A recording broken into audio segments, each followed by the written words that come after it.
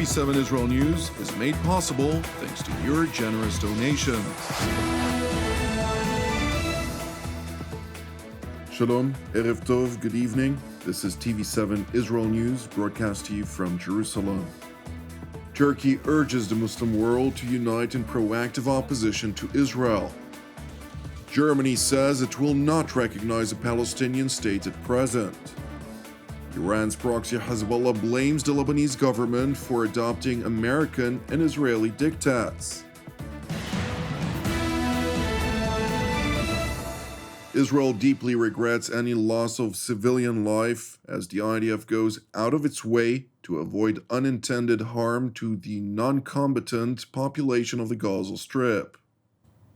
Earlier today, IDF troops carried out a strike in the area of Nasser Hospital in Khan Yunis. We are aware of reports that harm was caused to civilians, including journalists. I would like to be clear from the start. The IDF does not intentionally target civilians. The IDF makes every effort to mitigate harm to civilians while ensuring the safety of our troops. Any incident that raises concern in this regard is addressed by the relevant mechanisms in the IDF. We are operating in an extremely complex reality. Hamas terrorists deliberately use civilian infrastructure, including hospitals, as shields. They have even operated from the Nasser hospital itself. Hamas began this war, created impossible fighting conditions, and is preventing its end by still holding 50 of our hostages.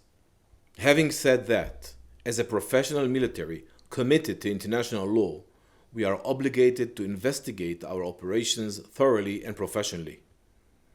The Chief of the General Staff has instructed that an inquiry be conducted immediately to understand the circumstances of what happened and how it happened. Reporting from an active war zone carries immense risk, especially in a war with a terrorist organization such as Hamas, who cynically hides behind the civilian population.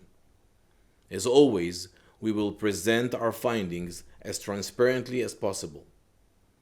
We regret any harm to uninvolved individuals and are committed to continue fighting Hamas while taking all the necessary precautions. Prime Minister Benjamin Netanyahu released a statement in which he underscored Israel's deep regret for the tragic mishap that occurred at the Nasser hospital in Gaza. The Israeli premier underscored that Israel values the work of journalists, medical staff, and all civilians, while further underscoring that Israel's war is with Hamas terrorists and that Jerusalem's just goals aim at defeating Hamas and bringing our hostages home. Meanwhile, in Ankara, Turkish President Recep Tayyip Erdogan, whose country is ranked 158 out of 180 countries in the 2024 World Press Freedom Index, claimed that Israel was perpetrating villainous attacks without pause to destroy everything that stands in the name of humanity. At least 20 Palestinians, including 5 journalists, were martyred in Israel's brutal attack on Nasser Hospital in Gaza today. The demented Netanyahu government continues its villainous attacks without pause to destroy everything that stands in the name of humanity.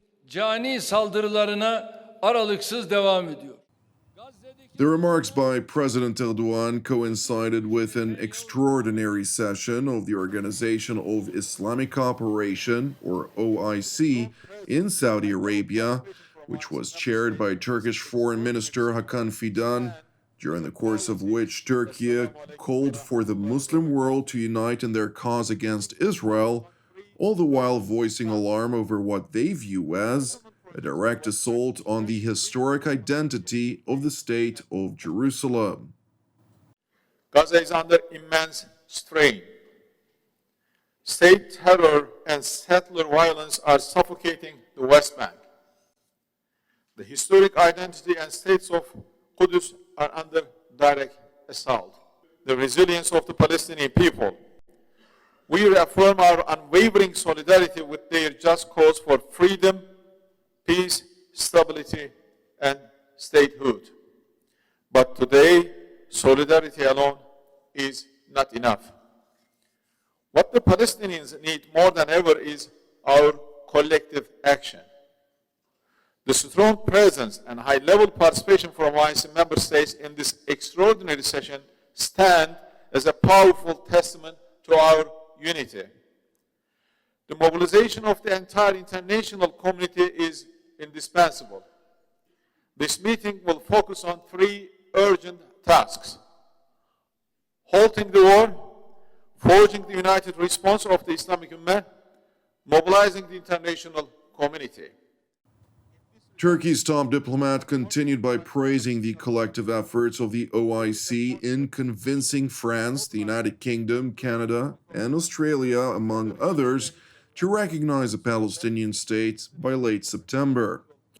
Meanwhile, in Berlin, German Chancellor Friedrich Merz, during a joint press conference with visiting Canadian Prime Minister Mark Carney, asserted that Germany would not join its allies in recognizing a Palestinian state, since Berlin does not consider the conditions for state recognition to be fully met in any way at present. Der kanadischen Regierung und dem kanadischen Premierminister ist die The Canadian government and the Canadian Prime Minister are aware of the German government's position with regard to the possible recognition of Palestine as a state. We will not be joining this initiative. We do not consider the conditions for state recognition to be fulfilled in any way at present. And in this respect, we continue to hold different views on this issue. The events of the last few days and hours have not changed our position in this regard. An unserer Haltung in dieser Frage nichts geändert. Turning to Washington, where U.S. President Donald Trump, during a meeting with South Korean President Lee Jae-myung at the Oval Office at the White House, President Trump was asked about the state of diplomacy between Israel and the Islamist Hamas, which the United States is effectively overseeing. Just to close the loop on Gaza, is there a diplomatic push underway to try to get all this to end? Oh, there's a diplomatic push. No, is there? There has been, yeah, sure. Right now, Steve, I would say very serious diplomatic push. Marco or Steve, Marco, do you want to answer that first? It's never stopped. We've always looked to find a solution there. Ultimately, as the president said, we want it to end. It has to end with no Hamas. Steve, where are we? I would say that we wouldn't be anywhere but for the president's truth last week, which was a statement to Hamas that they better get their act together and get to the peace table. But for that, it would have been all stalled. So, as usual, he is the man who moves it.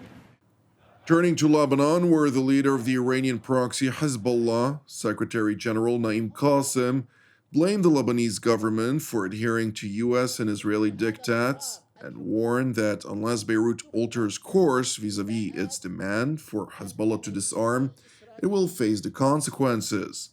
Moreover, in an address from an undisclosed bunker to his followers, Qassem asserted that Hezbollah will not relinquish its arms. This government's decision was taken under American and Israeli dictates. If this government continues in its current form, it cannot be trusted to safeguard Lebanon's sovereignty unless it retracts its decision, for retraction is a virtue. We will not give up on the weapon that honored us, and we will not give up on the weapon that protects us from our enemy. We will not let Israel roam and act freely in our country, killing resistance fighters and confiscating the South. The leader of the Iranian arm in Lebanon further asserted that the only roadmap for Beirut would be to expel Israel from the 5 strategic posts which it currently occupies and which oversee much of Hezbollah's territory in southern Lebanon, among other points on his list. Meanwhile, in Beirut, U.S. Ambassador Tom Barrack, who spearheads the talks between Israel and Lebanon, among other portfolios, emphasized the need for the Lebanese government to convince Hezbollah to disarm which would then be met by an Israeli withdrawal. What can we do for Hezbollah to show them they don't need to be armed? Nobody wants to go to a civil war. I can tell you Israel's response was historic. What they've said to us personally, what they've said to the president in actuality, and what they've given in a press release to you is they will meet tick for tat in exact cadence. What we will do in an effort to make sure that Hezbollah is not armed as an adversary against them, they will withdraw in the same cadence. Your government is coming back with a proposal August 31st, which is a Sunday, so it won't be August 31st, of saying, here is the plan and proposal of what our intent is to disarm Hezbollah. When they see that, they will give their counter-proposal of what they will do in withdrawals and security guarantees on their border, their boundaries, those 5 points, in cadence with what we're giving them. Ambassador Barak continued by highlighting that Iran's influence in Lebanon, which effectively bolsters Hezbollah's malign takeover, will be mitigated by the support of Arab Gulf nations. And Iran has been the financier of the growth of Hezbollah, the municipality, and Hezbollah, the militia. So how do we substitute that? We bring the Gulf countries in simultaneously in a new economic zone, which will have some depth to it in the next few weeks. Thank you for watching TV7 Israel News. As ever, please keep praying for the 50 hostages, of them up to 20 who are believed to be alive, who've now endured 690 days in brutal Hamas captivity in the Gaza Strip. Pray also for the Druze and Christian communities in southern Syria, and pray, as ever, for the peace of Jerusalem and salvation of Israel. Separately, if you're blessed by our daily programs, since TV7 Israel is exclusively donation-based, any contribution will help us share the truth from here in Jerusalem. You can donate via our website at www.tv7IsraelNews.com. I'm Jonathan Essen, wishing you an Erev Mevorach, and God willing, we will see you during our next update. Until then, Shalom from Jerusalem.